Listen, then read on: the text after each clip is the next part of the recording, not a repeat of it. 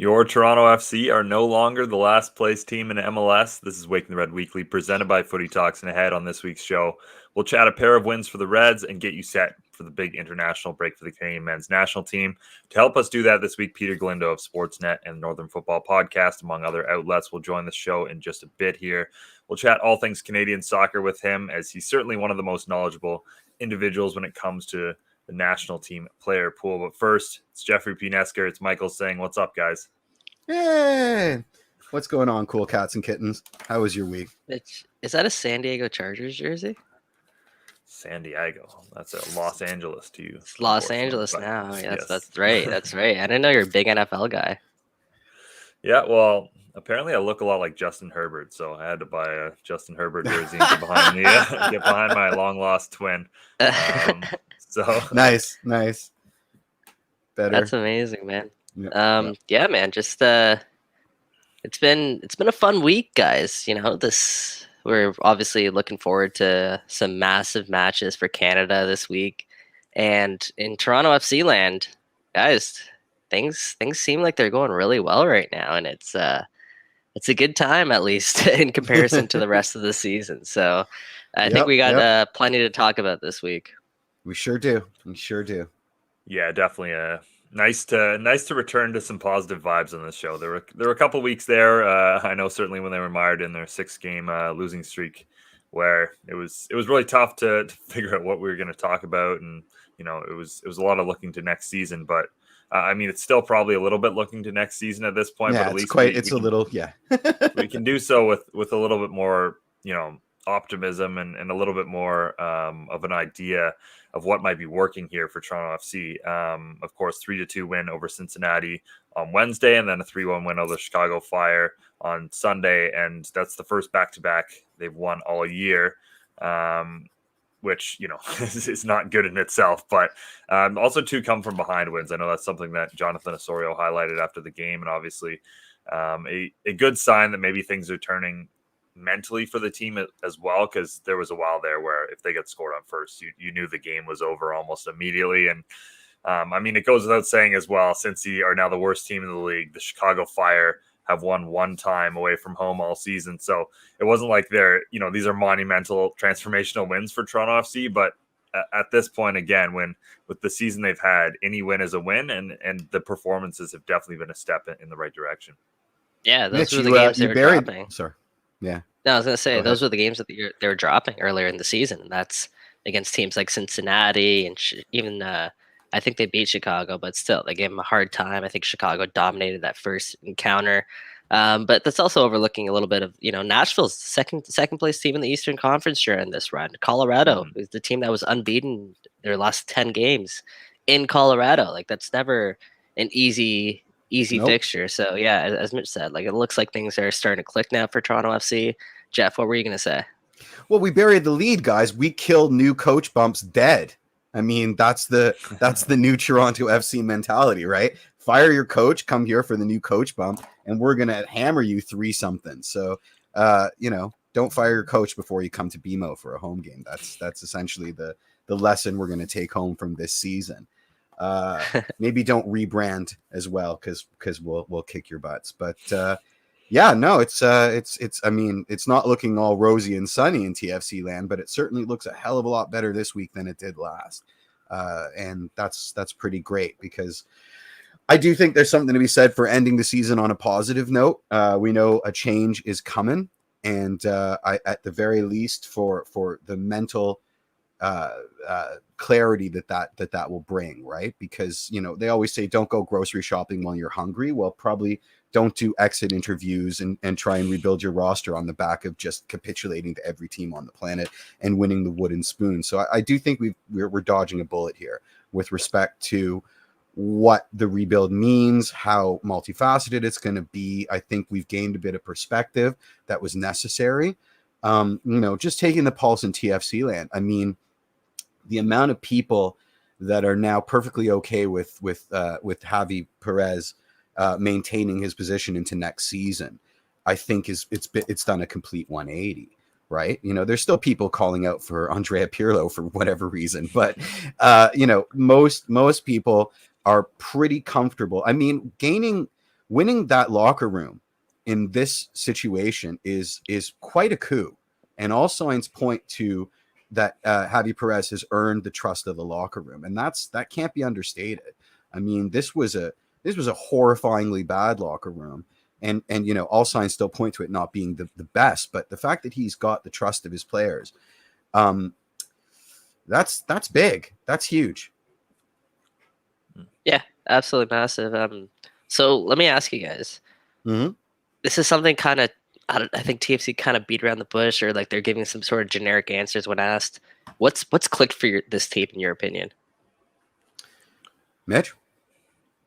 Well, one thing that I think has been interesting and is worth tracking with the rest of the season is Toronto FC is now 4-2-4 at BMO Field. It's not an amazing record, but it's significantly better than they've played anywhere else, including obviously their home in Orlando. So yeah, good point. The return home certainly, obviously we can talk about those 4 draws that kind of killed them, honestly, in the early part of the home run. But now they're starting to pick up big results at BMO Field as well. So I do think that a little homestand here hasn't hurt anybody. And again, I think it's what we were hoping for, right? It's some of these guys starting to show up and play for their spots. It's your Jacob Schaffelberg, your Achara, Jefferson Soteldo's been fantastic. There's a couple of guys like that have just really stepped up in the last week or so and shown that they want to be around next year. They deserve to get significant minutes next year.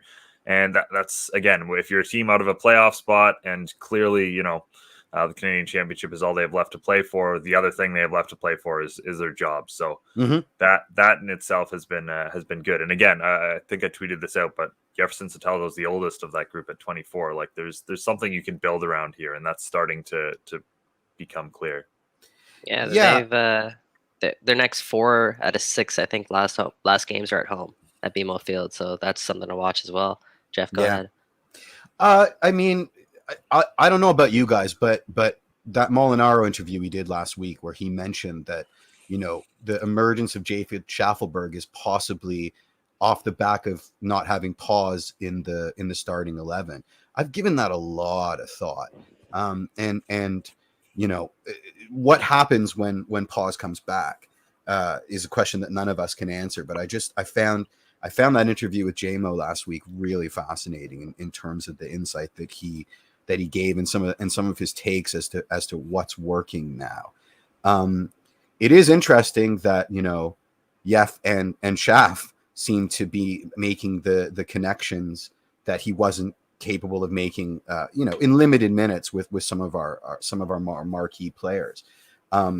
It's all wonderful, but like John, my curiosity is what happens when we're back to so-called full strength, and what do we do, and who regresses and who stays consistent, because Schaff staying consistent I think is incredibly important.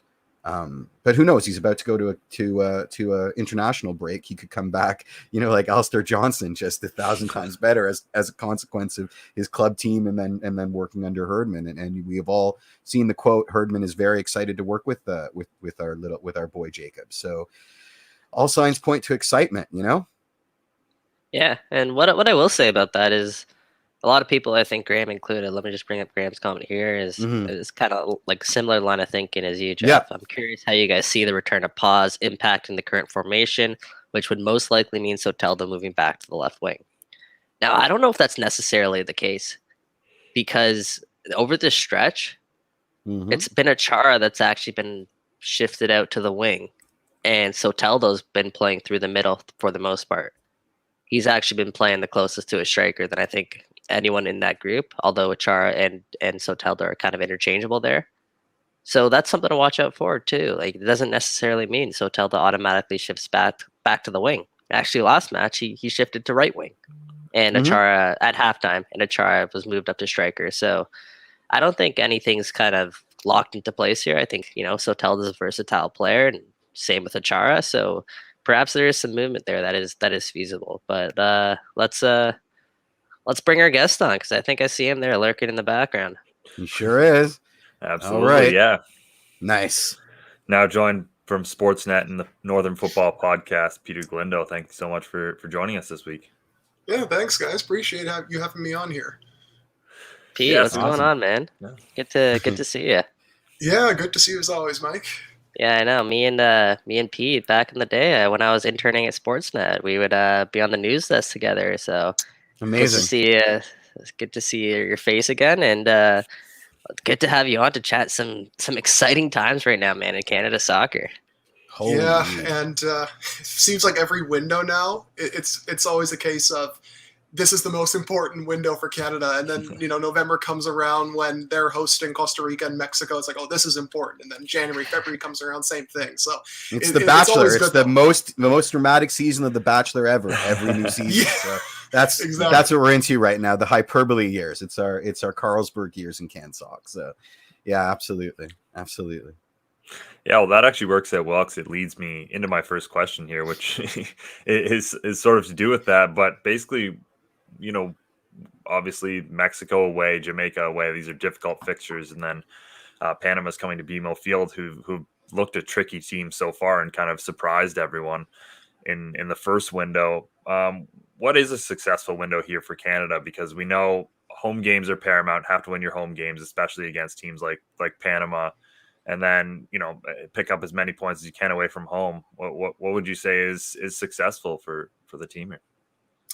If we're going obviously based on points, because this is what's going to get Canada into the World Cup or not, as long as they're averaging anywhere around, say, 1.3, 1.4 points by the end of this window, then they're in good shape. I know Christian Jack has done the math on this before. I've also done the math on this. That points per game average gets you at least the Interconfederation playoff, which is what Canada will obviously be aiming for, if not more. So if they come out of it with 4 points, however that happens to come about, or better, that gets them up to 9. From those 6 games, that's 1.33 points. It's a little less than obviously what they got in the previous window, but based on the average and based on what's available to them, that should be a decent enough pace to take into November, where you then have 2 home matches.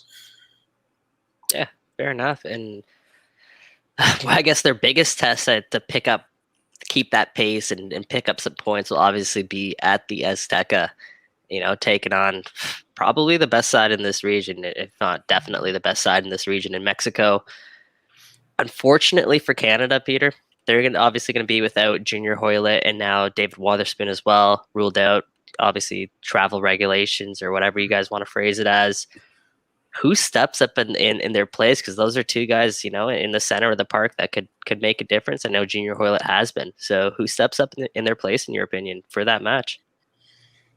You're not going to get like for like, I feel, for guys like Hoylett.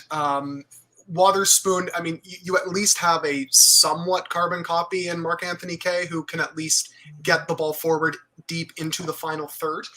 But Hoylett's the one that I think is going to be a real miss, because over the last couple of months, guys, even when he hadn't been playing regularly for club, he was still indispensable for Canada. And his ability to be able to find those pockets of space, drift in there, collect the ball, get it out of those tighter areas, and then progress the ball forward.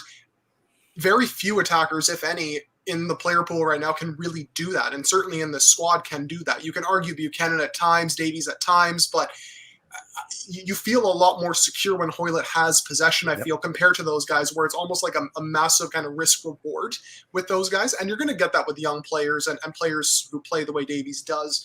But in terms of how they could line up, we all saw what happened against Mexico when they switched to the 4-4-2 in the second half in that semifinal at the Gold Cup. Now, there's no guarantee that's going to work, obviously, a second time, but it obviously can't hurt to do that, because, look, if it worked once, it might work again. So the way I would try to come at this, and I understand you would then be down a couple of midfielders if Atiba Hutchinson can't go, try to get 3 in the midfield as much as you possibly can. Whether that's, getting a trio of Osorio, Eustaquio, and Kaye in there. Whether you want to throw in Fraser or Piet to kind of help you in those deeper areas, whether that's to break up things defensively or to progress the ball forward. I think it's imperative, because we saw what happened in those first 2 games when Canada only had the Eustaquio-Hutchinson or the Eustaquio-Kaye duo in midfield against the U.S. and Honduras. They struggled to cover all that ground. They had way too many responsibilities. The wingbacks couldn't get freed up because the triangles weren't there to free them up into space, and they at times suffered as a result. Yep.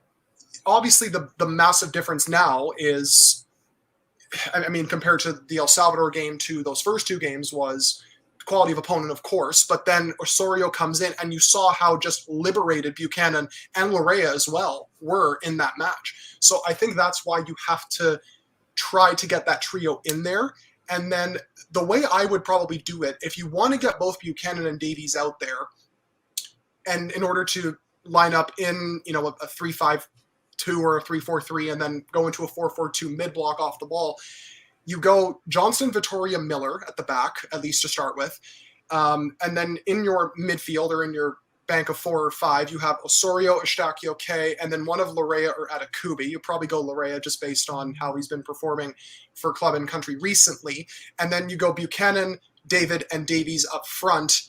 And then when in situations when you're off the ball, you just have Osorio kind of occupy the right side, push Buchanan up with David, and then have Davies drop to the left of the second bank of 4, and then you have a 4-4-2. So that's how I do it if you were to have those guys in there.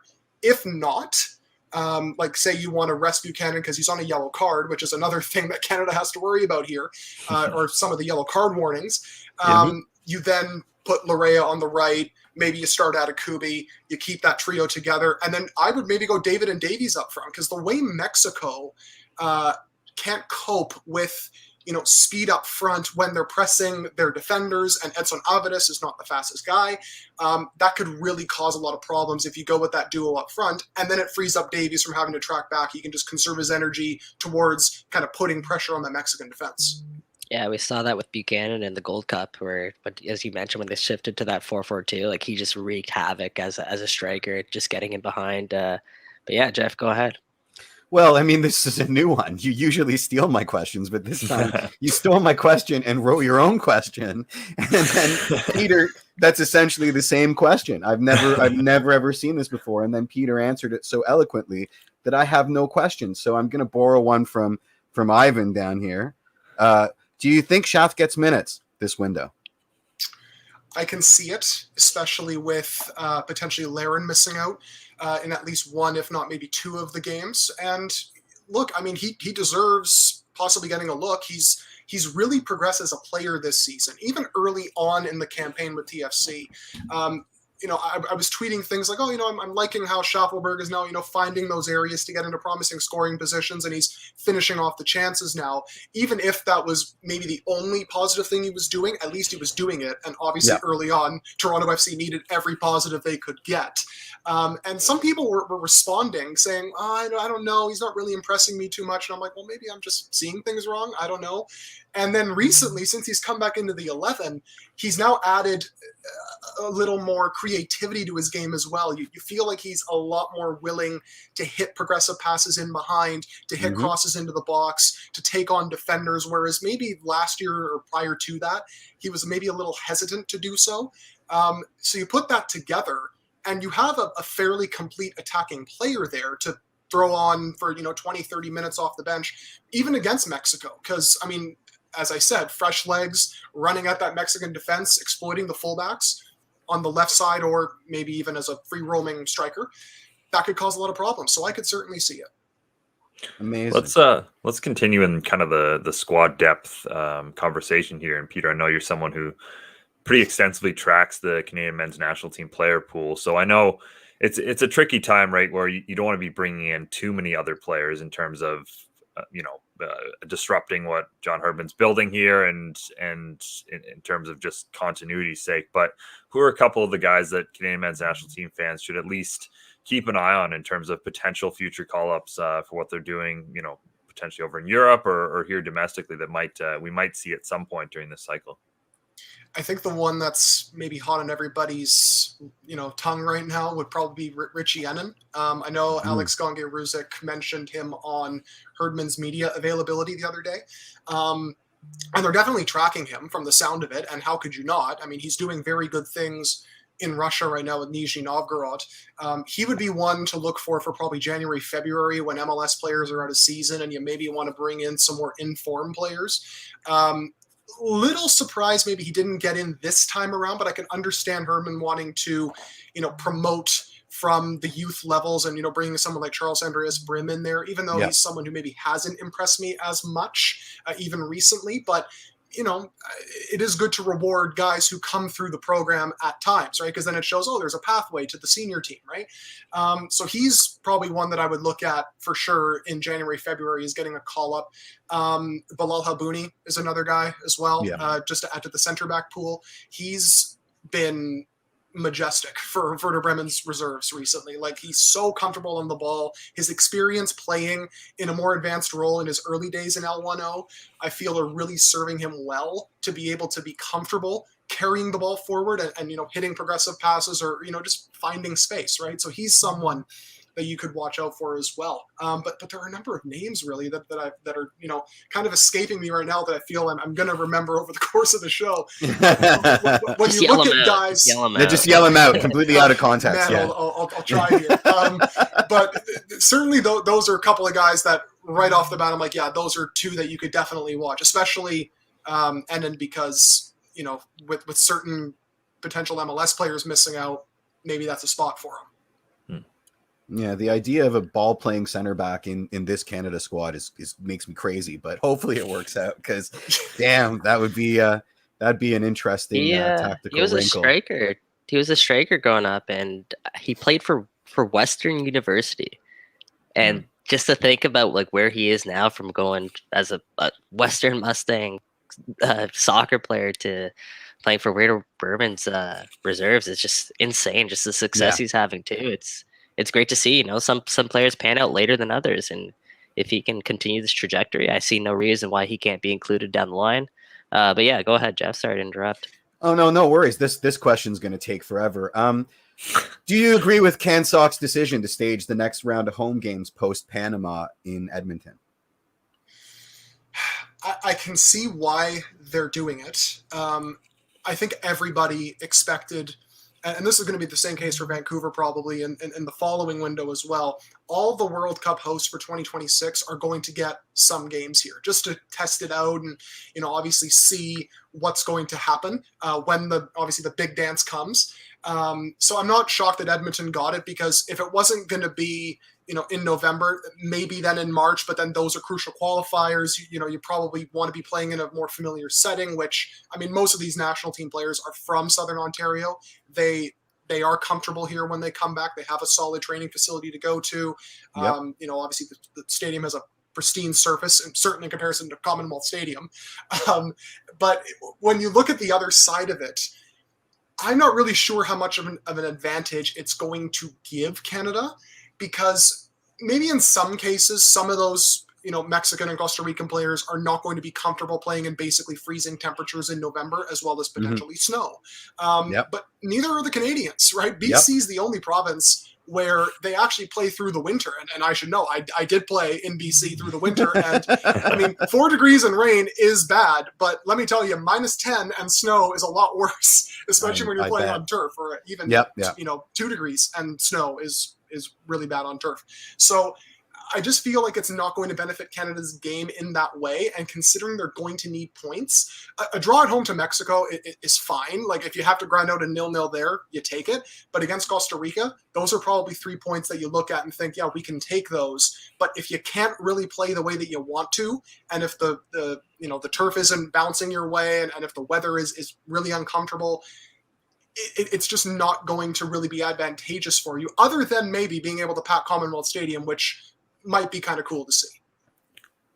Very cool to see, especially Alphonso Davies kind of storyline to that as well. Just his homecoming there in Edmonton would be the first time he actually plays in Edmonton, which would maybe the last time he ever plays in Edmonton. It'd just be a spectacle on its own. But Peter, I'd be remiss if I don't bring this man up.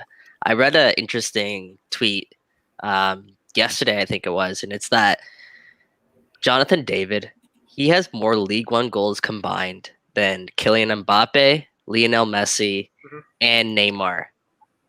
What can you tell us about Jonathan David's season so far, and how important is he going to be to Canada during these upcoming qualifiers? It is a very good thing. He's hitting form now when potentially Kyle Larin can't go for all 3 games. Because when, as Canadian media supporters, whatever section you're in, were you able to say, oh no, our top scorer for the calendar year might not be out, but that's okay. We've got so-and-so and so-and-so scoring goals in a top 5 league and scoring more goals than those 3 combined, right? It's certainly beneficial right now to have David in form. But I think the biggest change has been, just in terms of from the start of the season to over the last couple of weeks, it's just been really Lille. When you see them as well as David struggling, it's when they almost play this kind of tepid, slow, possession style football, and it just doesn't suit the players they have, because they have very dynamic, quick players. And when you watch all of David's goals, other than the penalty he scored, all of them have been scored off, recovering a ball from the high press, off of the counterattack, just by playing vertically and directly, and David making runs either shadowing in or just directly into the box, and then getting that early cross or first time pass right into him, and then he finishes it off. That's been the biggest difference. If you play to those strengths, Jonathan David is going to score, and we're seeing that certainly in front of our very eyes right now, and potentially, hopefully, from a Canadian perspective, in October and beyond as well. Yeah, the good news probably that's certainly how Canada's played at its best against, Mexico and United States and those top teams is that kind of fast-paced game like that. They certainly have those players that can play that way. So hopefully, that sets up for Jonathan David to have a big window. I know he was a little bit disappointing last window. It wasn't his best, but picked up the goal obviously against El Salvador to finish it off, and hopefully we'll see the best of David, because like you said, Kyle Larin out, probably Lucas Cavallini's. I know he picked up an injury late too, so he probably won't be too available either. So there's a lot riding on Jonathan David certainly this window. So hopefully he can step up. But Peter, I think we'll. Oh, I got one more before we let Peter go. One more, yeah. Absolutely. And it's about Jamaica, because we know the first window that they had. They're right now, I think they're bottom of the overall CONCACAF final stage standings right now. Yes. But this is a team on paper that's top 3, top 4, probably worse, top 5 in this region. Is this Jamaican team really what they are right now in the table, or was that just like a one-off and Canada can expect a completely different side this window? Good question, Mike.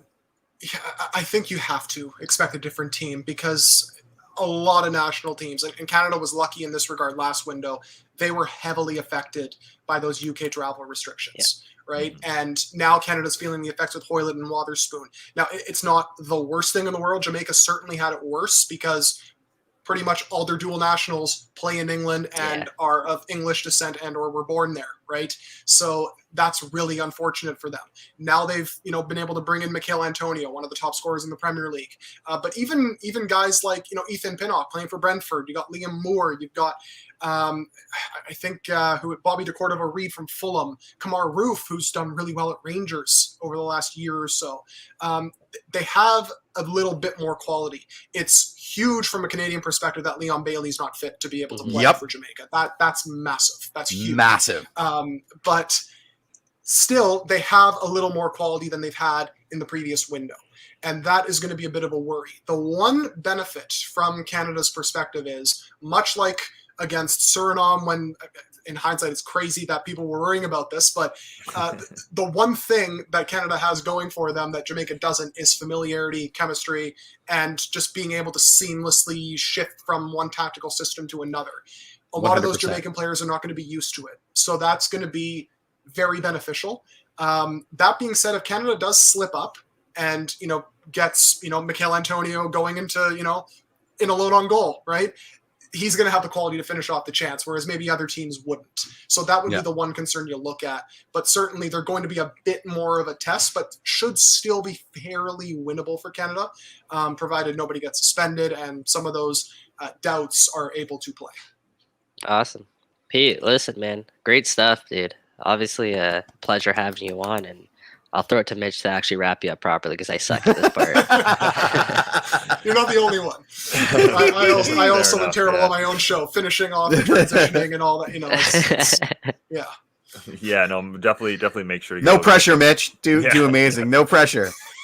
Well, I mean, it helps if I don't get interrupted, but no, just kidding. Fair enough. No, yeah, thanks so much for joining us, Peter. Definitely go check out all of his work. Like I said, few people have better knowledge or better coverage of the Canadian men's national team player pool. So definitely worth checking out his Twitter and all of the different sites that he writes for. Appreciate it, guys. Thank you for having me on. Cheers, Peter. We'll talk to you soon, man. Thanks for coming by.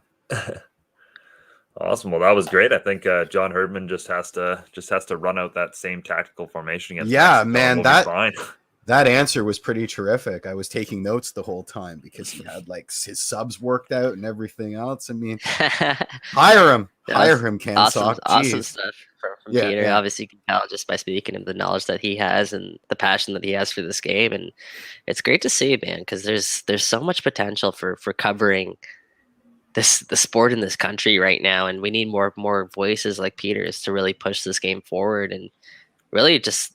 As you guys, that great question you had, Mitch, about talent beyond what we've seen already, just him able to pull those names, like those are the type of recognition that we need. Because if you're not on the national team, it doesn't mean you don't deserve the coverage. Because we're at the point now where we have too much. We have too much talent. And that's a good thing. That's a very good thing to talk about. But we still need those coverage for those pieces. So yeah, thank you for Peter for coming on. And hey, this window is going to be hopefully another step forward. We talk a little bit about that match against Mexico at the Azteca. Let me throw it to you guys. What would a result at the Azteca in Mexico mean for this Canadian men's national team? Mitch, why don't we start with you there? Oh man, he'll cry. I mean, it means he'll cry. Yeah, it definitely means I'll cry. I mean.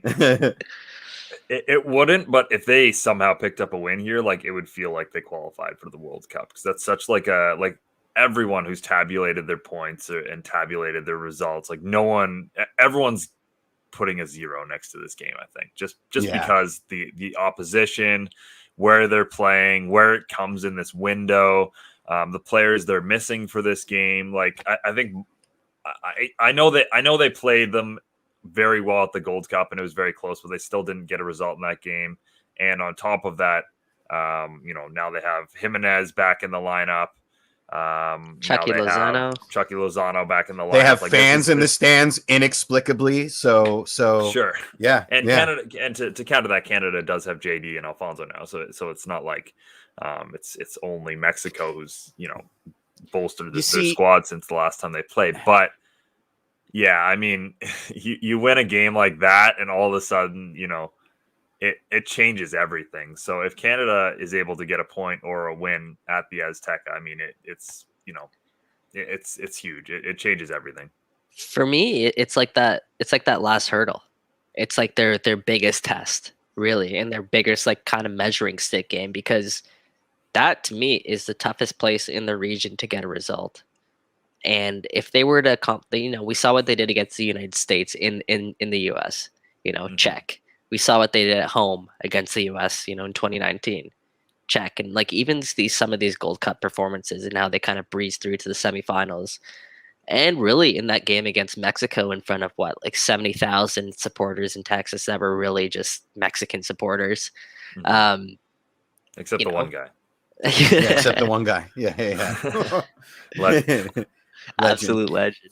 But yeah, that again, check. So the last thing for me that they really need to check off in terms of just little milestones along this journey is putting in a really good performance at the Azteca. Obviously, there's still a lot to go in this World Cup qualifying, but if you can get that sort of just like I say again, that check mark to say, okay, yeah, we can go in Mexico, we can be proud of our performance, and now we believe. You believe now if you accomplish something there that you can accomplish anything in this region, because if you can do it there, in my opinion, you could do it anywhere. I appreciate the respect that we give the Mexican national team, because I think they do deserve it. I mean, that's not a that's not a revelation, but I also think that we already support a team that's come away with a result in the Azteca, so yay. Two, this team is lazy. This Mexican squad is lazy. And they've been taking a task for that laziness in terms of their tactics, in terms of respecting their opponents, in terms of their almost latent ability that they're going to win every game, and never underestimate the chip on our shoulder. Right? I get what you're saying. To a man, our national team felt the pain of that last minute at the death goal in the Gold Cup. Mm-hmm. I think they're coming in guns blazing. I really do. And I think that there's I low key think we're going to come away with a win here. I mean, I'm not as confident as Mike was going into the York United game, but I low key, I mean, we have the personnel, we have, we have guys like All-Star Johnson in our back line that can handle Mexico. I don't know if that was intentional, but if you called him All-Star Johnson, I called him All-Star Johnson. That's his new I did nickname. on purpose. I did on That's purpose. his new That I'm nickname. trying to will that into the vernacular. I like it. I do think we've got all the pieces, and then when you add that desire to undo the wrongs that we suffered in the summer, I think we've got swagger now, guys. And swagger is really important, and I think we may at this juncture out-swagger the Mexican national team. So let's see, especially if we can go ahead a goal early on. I know that's pretty much standard for any game of soccer ever played in the history of the sport. But if we can get one early on, I think we might be able to just ride that momentum to a win. I really do. I can't wait to see Jeff all over Mexican media. Like, this is the kind of thing that they pick up, and then like we're gonna see Jeff's face on like some Mexican channel. Can they use cartoon Jeff instead? Just like probably, yeah. No, yeah. I mean it's the most Canadian hubris ever. I don't think my pulse raised above a sitting beat, but I don't think that it's as guaranteed a win that we have to start our B team and capitulate. Yeah. Absolutely. Yeah. Absolutely, Tom. No. A point in Mexico is not off the table with this team. I wholeheartedly agree. That being said, it's something we're going to have to wait and see, because I wouldn't be surprised if we go out there and we get shelled 3-0 or something like that. But at the same time, I wouldn't be surprised if we find a way to pull off a 2-1 upset. You know what I mean? Like it can go either way. And like I said, this will just be a really good measuring stick game for this national team, because you're going up the best of in the region, and again, the toughest place, in my opinion, at least, to earn a result. They're all interesting games. I mean, away at Jamaica, who are struggling but are going to come back trying to reverse their first window. And then the surprise, the darlings, the Cinderellas of this qualification, Panama, right? Like just pulling out surprise after surprise. It's going to be an interesting and two away ties. It's getting a tough window. It is going to be a tough window. Yeah. Most dramatic window ever. Yeah, I mean, like we said, these are the real tests, right? Like these away dates in CONCACAF. Like the U.S. men's national team won for as much quality as they have. Certainly, it's not the same. It just doesn't have the same factors that these away games in Mexico and even Jamaica will have. I don't think, and for a variety of different reasons. So. While I still think San Pedro Sula, just based on all the conversations I've had with people, is the toughest away date. I know the Honduran team hasn't necessarily looked up to standards so far in qualifying, but I mean, just playing in there, and obviously given I know there's history for Canada at the Azteca, but given the history Canada has in San Pedro Sula, like that next window is going to be the one where I really have circled on my calendar to see, how far has this team really come.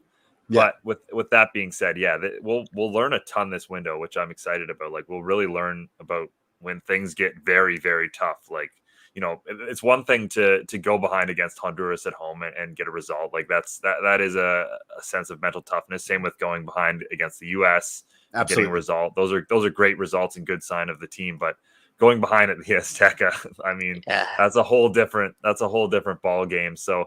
Certainly, guys, they're going to walk through the tunnel. Oso's going to show them all the picture of TFC 2018, just standing around smiling, and then they're going to win. It's going to be fine. Don't worry about it. All right. There's a soundbite for Mexican media right there. It's going to be all right. Did they get a result in like? Did I know? I just want to make sure like they got a tie in away to Club America. Like I want to make sure we because the only game they've ever won in Mexico was the final. But yeah, no, I think they got a result. Okay, they got a draw. Maybe. Yeah. Okay, I think so. All right. Okay. I just want to make sure that's accurate. Yeah. Well, I mean, Mike's. Kind of, yeah. I was gonna say one thing, just kind of to wrap up this whole men's national team talk, is just to think about the fact that we're going to be missing our first choice goalkeeper in Milan Boyan. Mhm. We're going to be missing probably Atiba Hutchinson. We're missing two of our key strikers in Kyle Lair and Lucas Cavallini. Mm-hmm. But the fact we're still sitting here and being able to talk about, oh, don't worry, Canada's going to be fine. We're have the potential here to get a result in Mexico. That just really signifies, exactly where this program is. I didn't even talk about, obviously, Scott Kennedy and David Wotherspoon, too, missing those pieces as well.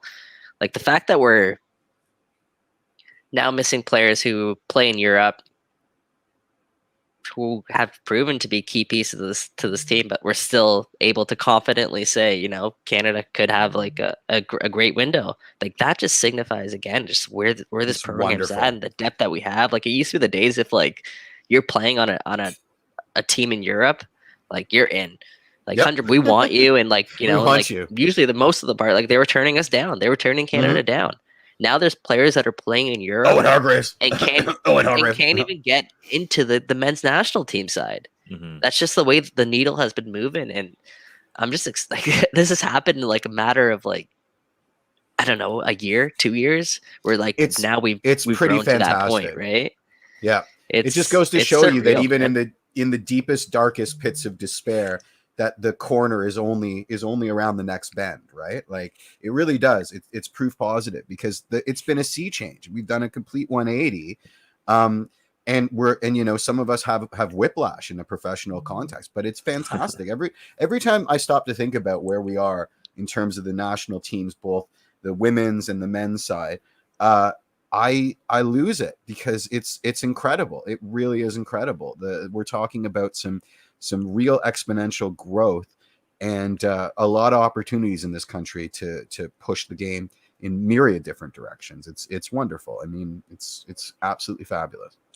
The days of unattached FC are over, baby. They're long gone.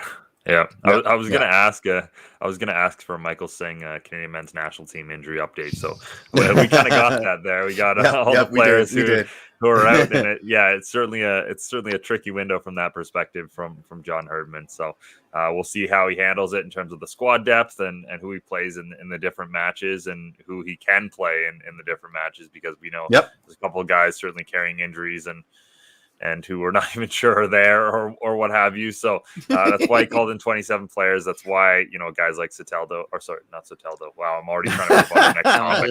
Guys like Schaffelberg and Liam Miller and guys like that have been called back in. So my brain wants to get there. Jefferson Soteldo, MLS Team of the Week. Let me tee this up. Moment everybody's been waiting for on this show. Jefferson Soteldo. Graham Reed just said it. Do you think that based on his current performance, there has been a reduction in the anti-Yeffes among TFC reporters? I mean, I'll take this one. He's had a great week. And I think, not hiking his shorts up was the solution that we were waiting for this whole damn time. But I'm not doing a 180, guys. I still think his recruitment was suspect, but I'm pleased to see that there's been some developments. I still think he's way too fiery on the field. The Chicago game, he almost got sent off in like the 20th minute. I think he got his first yellow 7 or 8 minutes into the game. But he's connecting with players, and it would be kind of jerky for me to not at least come out, hold my hand up, and appreciate the fact that we've seen over the last week, 2 weeks, a real improvement from the player, both in terms of body language and in terms of on-field productivity. the question remains is, how does he fit into the side when everybody's in it? Because right now he's playing with guys that were on the periphery. I mean, there's Schaffel. I feel so bad for Schaffelberg because on his club team and on the national team, he's an understudy for guys that make more money than him and play in better, like he's never going to supplant Alphonso Davies as the starting left winger for the Canadian national team. So, but again, applause, because all signs are positive right now. I mean, the fact that he's been able to develop chemistry with these players suggests that he'll be able to develop chemistry with our more marquee players. And there's a big reason for that, Jeff. And I think this is probably one of the biggest reasons for Toronto FC's turnaround. The players that were playing in those positions before weren't players that are necessarily comfortable without the ball. Right now, Soteldo is what we learned about Soteldo is that he's not necessarily a pure goal scorer. I think we can all agree with that. Yeah. You're damn right. He's an amazing playmaker. He does it in a different way that Pozuelo does it, but he's an absolutely fantastic playmaker, and he has targets to hit with some of those playmaking abilities. And I think that's the biggest difference right now. Like when you play with the Josie Altidore, for example, Josie Altidore is no longer at the point in his career where he can make a run in behind. You're right. I don't remember the last time if we've seen a Josie Altidore breakaway this season. I don't remember the last time we've seen a Josie Altidore breakaway. It's probably that weird play against Montreal where, obviously he ended up scoring that late winner. Jacob Schaffelberg, he's probably the best thing to have happened to Jefferson Soteldo, him and Achara, in terms of now they're targets for him to really play make and then release to, because they're willing to make those runs. They're willing to get in behind. And when you have targets like that and you have a player like Soteldo pulling all the strings, then it all starts to come together. But when you're trying to play make to someone like a Patrick Mullins, no offense, Jeff. Patrick Mullins. Stop it. Who has one shot on target this season. I scored 6 goals with him on FIFA over the weekend. I just want to say I scored 6 goals with him in a match, but and they were incredible. They were like volleys off his kneecap. But anyway, let's go. Go ahead. It's if only I can only dream. But it's gonna be tougher to obviously play make when you don't have people to play make too. I think that's the biggest difference. If I could be so bold, because I think Yef's development at TFC has put into sharp relief the massive differences between the Brazilian domestic leagues, even in the upper echelon like Santos and MLS. I don't think Yef had ever had to be a playmaker in terms of tactics when he was playing with Santos. The Brazilian leagues are very much about individual players and skill moves. It's like FIFA Street, basically. So he, and this is more in the positive column. I can't believe it, but he's learning this on the fly, right? Has he ever had to play a false 9 at Santos? Did he even know what a false 9 is at Santos? Let's be honest. I mean, Brazilian football tactics are very much smash and grab, individual brilliance. Well, so credit to him. Brazil invented the false 9. Pardon? Yeah, that's true. I think it was Spain, wasn't it? No, it was Spain. It was Spain that used the false 9 in the international game. But we're not talking about the Brazilian men's national team. We're talking about the Brazilian domestic. What I will say though, Jeff, to that point is, but at Santos, if you look at his numbers, like production-wise, he was not putting up an insane amount of production. I don't think that's ever been Jefferson Soteldo where like he's purely end product.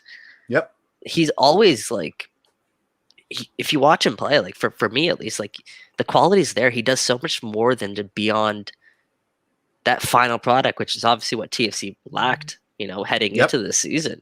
And that's probably why there's a big critique on him. But he does so much more than that, and I think that's really the disconnect between the fan base and Soteldo right now. It's just there's got to be, at least in my opinion, a greater appreciation for his type of game, and it's not necessarily about goals and first assists, because I think again he does so much more than that. But 2 more things I quickly want to say about Soteldo, and a point that I want to make is that he actually now has his family here. I was going to bring that up. Yeah, that's a big one. he didn't have it for the longest time. Like he was feeling depressed, and actually that was the reason why that story came out where, Brazilian media, he posted something on Instagram, and Brazilian media turned that into him saying that he wants to go back to. Well, Santos is in danger of getting Brazil. relegated, so it may have been like an attempt at a self-fulfilling prophecy, right? Yeah, regardless, Soteldo turned that down. Like, so he shot that down. I asked him about that after the last match, and he said that they just kind of ran away with it, and that was really about him missing his kids, and who could blame him, man? Like he's 24 years old now. He's getting adjusted to a completely new life, a completely new league, and as you pointed out, Jeff, he's doing a lot of this on the fly. So I really don't think like we can really give him a sort of perfect grade right now, based on his season, because I don't think we know what Jefferson Soteldo really is yet. Because I think we're just scratching the surface with them. And you're, again, I mean, not to take anything away from the positivity, this is exactly why I have a problem with this signing, because why did we spend $25 million to figure this guy out when we had needs? Do you know what I mean? I'm pleased that it's working out. I'm very, very pleased that it's working out.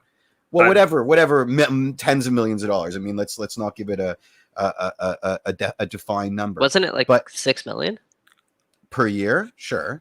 But anyway, whatever contract. Yeah. All I'm saying is that I'm pleased it's working out, because if it hadn't, it would have been a disaster. But the question still remains is we weren't in a position to figure a player out. Again, I'm happy it's working out, but the decision to sign him, knowing all that we know now and all that we knew then, I still take issue. I still take umbrage with it, because we were not in a position to do it. Pleased it's working out, but I still have questions about why it took place in the first place, right? Wait, like you were saying, I think one signing was never going to fix Toronto. That's what I was just about to say. Like, why were we not? It wasn't. No, but what one signing wasn't going to fix it, but one, the neck bones connected to the knee bone, et cetera, et cetera. This signing was an island in and of itself. It wasn't towards anything else. The way it was presented to the fan base is very, very different than how it panned out. The putting him again. I'm it does not interfere with my positivity about how the last couple of weeks have gone, but I feel it very remiss in not at least bringing up that I still have umbrage with how it happened. I think I'm a little confused. I'm a little confused with that, because I don't know where that's coming. Like, why was it not the right time to sign Jefferson Soteldo, in your opinion? Oh, it's the right time to sign Jefferson Soteldo because he was there with the sticker price, with the sale price on it. But that can't be the be all and end all, right? And it seems like it was, because we're still figuring out how he fits into TFC. Or what type of player would you rather? That's an entirely different question that I don't think has any bearing on my issue with this particular signing. They're mutually exclusive. I think Jeff may end up working out for TFC. So if Jefferson, but that's a hell of a bet to make. If he wasn't at a discount rate, would you say it was a good signing then? No. So then, what type of player then would you want TFC to go after? Like, what hindsight did you think being 2020? I mean, at the time, I don't know if we needed to sign anybody. I don't know if we needed to make a significant cash outlay when we were staring down the barrel of a potential multi-million-dollar buyout for our less than number 9, et cetera, et cetera, et cetera. I don't necessarily know that we needed to sign anybody else. Again, pleased at how it's working out. Fills me with much joy. I just wanted to backtrack a tiny little bit and raise my pervasive issue about the signing itself. And I don't have an answer for it. It does fill me with a little bit of dread, because it was an impulse purchase. I'm pleased it's working out, but it was an impulse purchase, and I don't know if I agree with that. But at least now we can say that this guy, as Mitch pointed out, is impulse purchase. I guess he's 24 years old. Like he's not one that's gonna his career is like over in 2 years. Like, this is a guy TFC has signed to a long-term contract, and if you're gonna make a purchase like that, at least it's someone who's gonna be with you for at least the foreseeable future. And if he had been a year younger, Mike, then we could have unlocked all those young DP goodies and potentially had a better chance of re-signing an Io or a Chara or even a Schaffelberg as his stock rises, right? Like there are detriments to the Soteldo deal. I mean, I think that'll be addressed in their next sign when they Hopefully pull the trigger Yeah. on Josie Altuve's buyout, and then they can Yeah, sign yeah. that young guy. I think that was their plan or their vision all along. But who knows? Well, I guess we'll see. But Mhm. hey, it's a good problem to have right now, and it's good that we're having this discussion because Absolutely. Absolutely. seeing Jeff I'm come around a bit is well, I'm very pleased. music to I'm my very, very ears. pleased. I mean, you know, it's not just stepovers anymore. There's a identity that into his play with TFC, and I dig it. I dig it. So Yeah. I'll finish this up by saying Soteldo's now tied for 4th in MLS in assists, even though he missed, the first couple months of the season. So for a Nice. player that everyone criticized for not picking his head up enough, that's pretty good, I think. Yeah. To be at least to be at least sort of putting up numbers like that, certainly. Let's finish up with one last thing, which is the fact that Toronto FC have now scheduled their semifinal for the Canadian Championship. It'll be on November 3rd against Pacific. Pacific aren't too happy about it. They were hoping it would be played when it was originally scheduled, which is during the international break. It would have been, I think, this next week, actually, was the original plan for it. But look, I'm usually someone who wants to fight for the Canadian Premier League teams, and I agree with stuff like the fact that Forge got a bye this year over the Vancouver Whitecaps. Like, I don't think MLS teams should get buys just because they're MLS teams. Like, it should be based on performance, and obviously, like, I think they should be considered the exact same, like, in terms of because they're both tier 1 leagues. Canadian Premier League is the Canadian tier 1 league. MLS is the American tier 1 league. Let's put them on the same playing field in terms of the Canadian Championship. With that being said, if you want the Canadian Championship to be, the best showcase of Canada soccer, you got to have the internationals there. I mean, it's Of just course. how it works. So, Of course. I'm all in favor of moving this to November 3rd, and I know it always seems like the MLS sides get things in their favor. This game's going to be played at BMO Field. There was a coin toss. That's how it worked. Mhm. With that being said, I tend to favor Toronto FC on this one. Yeah, get the stairs there. Grow the Yeah, game. I mean, I for viewability, I had zero issue with it being at Starlight. I think that stadium's charming, and it would have been a fun little trip. I would have preferred Starlight, honestly. So would I, but I mean, not with a squad made up of Noble Okello and Julian Dunn and Rocco Romeo. You know what I mean? I think fair is fair, right? And to talk about dates being ephemeral in the new normal post-COVID world is like saying the sky is blue, right? Every date changes all the time. So to then be a stick in the mud and say, no, this is when it was scheduled. I mean, come on, dude, seriously? Like I've had a haircut canceled like 100 times over the last 2 years. So no, that doesn't hold a lot of water, and it's an unfair advantage. Mitch, do you I think that's a sunny kumbaya kind of point, but to put the CPL teams and the MLS teams, let me preface this. This is the greatest year of the Voyageurs Cup ever. I mean, let's be honest. Despite all of the shenanigans, this has been absolutely fantastic. This tournament is turning into, wow, that was a tongue twister. This tournament is turning into exactly what we had in our mind's eye, which is a Canadian FA Cup, where, from coast to coast, the beautiful game, this sport that we love is getting in front of eyeballs, in terms of in developing rivalries and intercity conflict and all of that other stuff. I think it would do a disservice at this juncture to do what you suggest, because of the fact that TFC's roster budget is probably bigger than 90% of all the CPL teams combined. So just forget about scheduling conflicts. Forget about the fact that, I wanted to talk about this, that MLS has now decided to pause for a month in the middle of the summer for every season going forward to have an interleague competition that makes no sense. So things are going to get weird. we are at a disadvantage. We've seen it in the last 2 years. Being Canadian playing in MLS it leaves us in a disadvantage.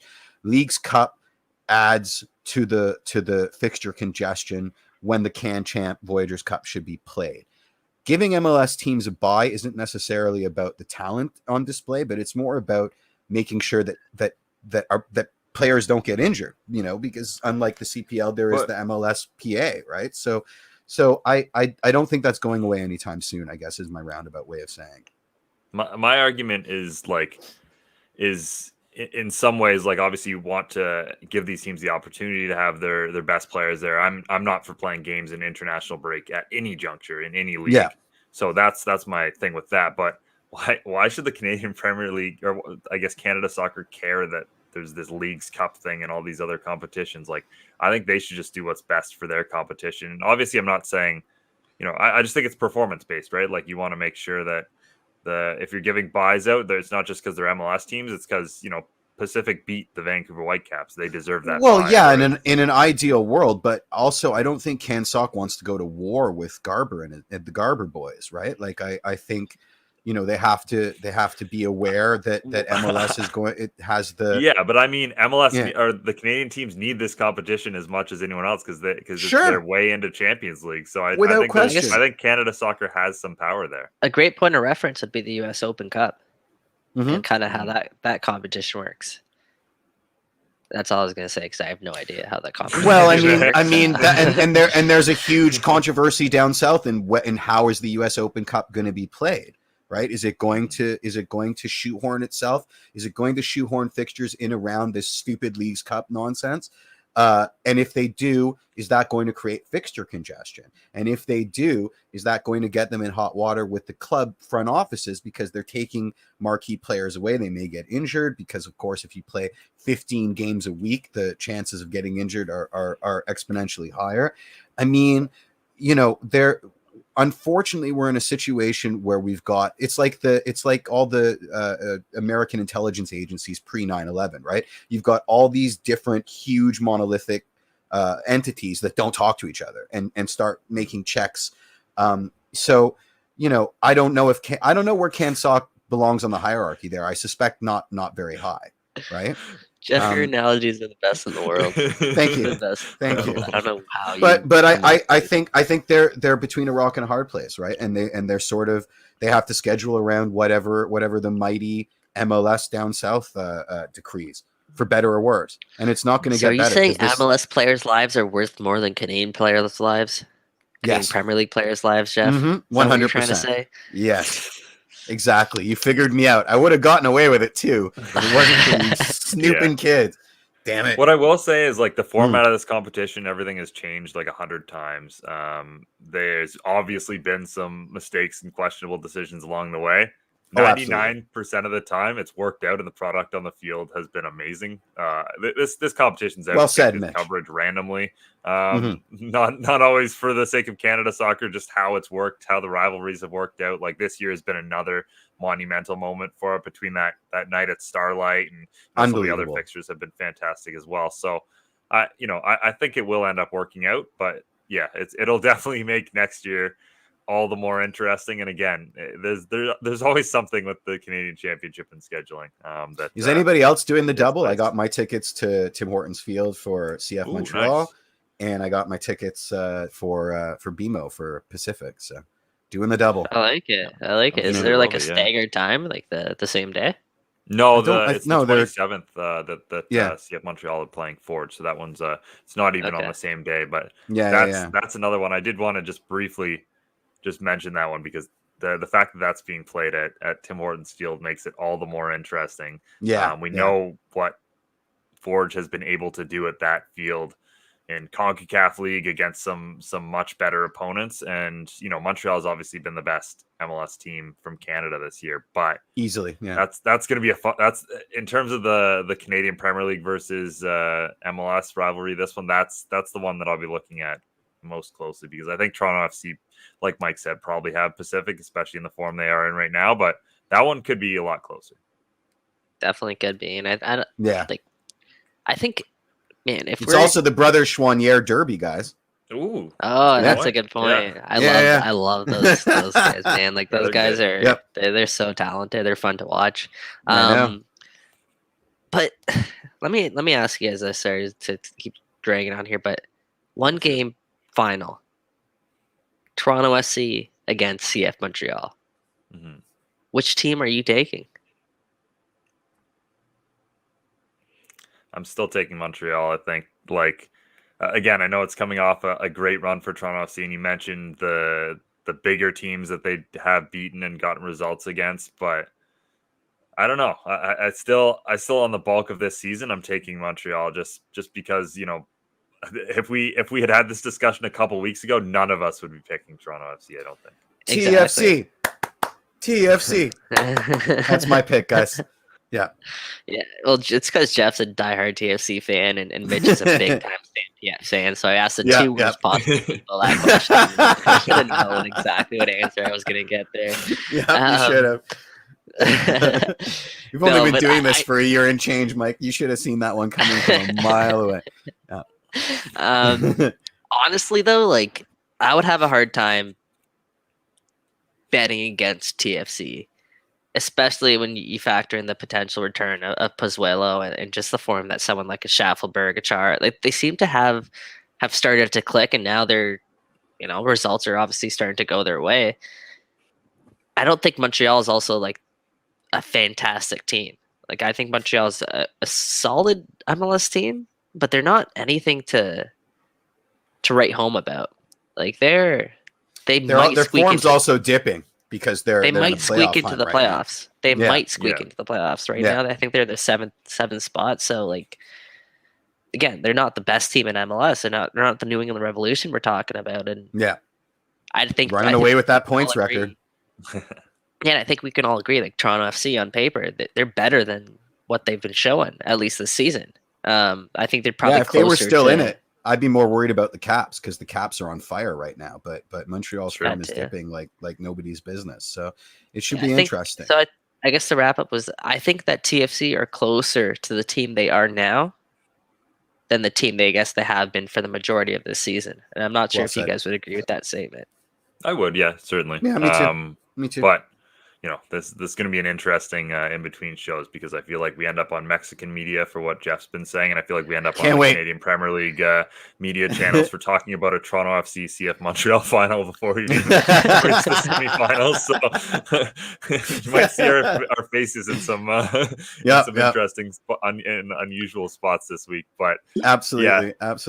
Thank God none of us had a green screen background because it would have been horrific. That does bring us to the end of the show here, though. Huge thank you to Peter Galindo for making his WTR weekly debut. Definitely check out his work if you haven't already. I guarantee it will improve your Canadian men's national team knowledge, as I'm sure you can tell from that conversation we had with him. Thank you all for watching, listening, and interacting. If you have a second this week, head over to Apple Podcasts or whatever your podcatcher of choice is and leave us a rating and review. It would be much appreciated. On behalf of Jeffrey Pinesker and Michael Singh, I'm Mitchell Tierney. Until next Tuesday.